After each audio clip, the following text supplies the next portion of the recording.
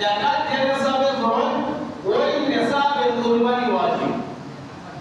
যখন পার্থক্য কতটুকু, জাকাত দিতে গেলে আপনার নেশাব 7.5 তোলা স্বর্ণ অথবা 52 তোলা রূপা অথবা এর পরিমাণ সম্পদ পূর্ণ 1 বছর আপনার হাতে বিদ্যমান থাকতে হবে। 1 বছর অতিবাহিত হয়ে যাওয়ার পর আপনার জাকাত দেওয়া আপনার উপরে পড়ছে।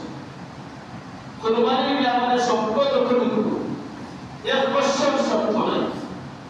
10, 11, 12, 13, 3 তারিখের ভিতরে এই 3 দিনের ভিতরে যদি কোনো মানুষ মামলা হয়ে যায়, সম্পত্তি হয়ে যায়, তার উপর কুরবানি দেওয়া হয়।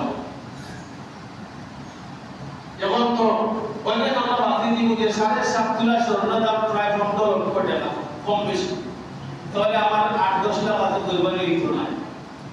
শরীয়তের একটা কায়দা বুঝায় গ্রামে লেখই, আপনি কোনো জিনিস দান করার বেলায় মাসলা দুই দিকে থাকে। যদি আনফালিল ফুকারা, গরিবের দিকে লক্ষ্য করে আপনি হিসাব করতে বিবেচনা করুন।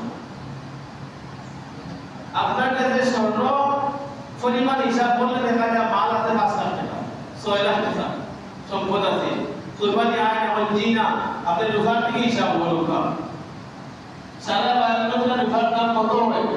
4,000 মনি হয়, 5,000 মনি হয়, 3-3.5 লাখ, 2.5 লাখ লিবা বলে টাকা আপনার উঠাই হয়।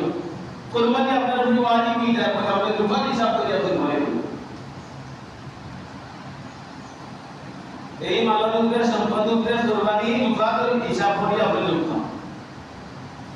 কুরবানিতে বিশাল বড় 10 লক্ষ টাকা দিতে হয় তা নয়, একটা সাদর লৌকা আর লৌকা কোন রকম কাজে আমার আল্লাহ রাব্বুল আলামিন বলেন।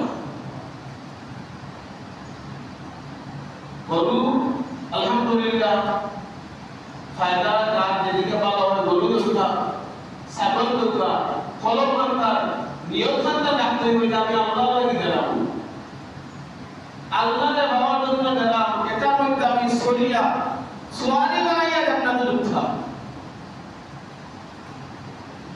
52 তোলা রূপা পরিমাণ সম্পদ দিলে কুরবানি হয়।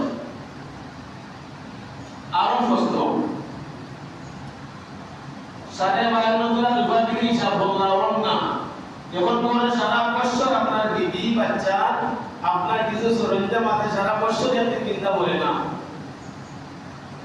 গাছ দেওয়া লাগে না, জিম্মাবান আসলে আলাদা কাপড় আছে, ওই আপনার অতিরিক্ত যেগুলো আছে আপনার চিন্তা নাই, এগুলো তো আয় করে আসুন।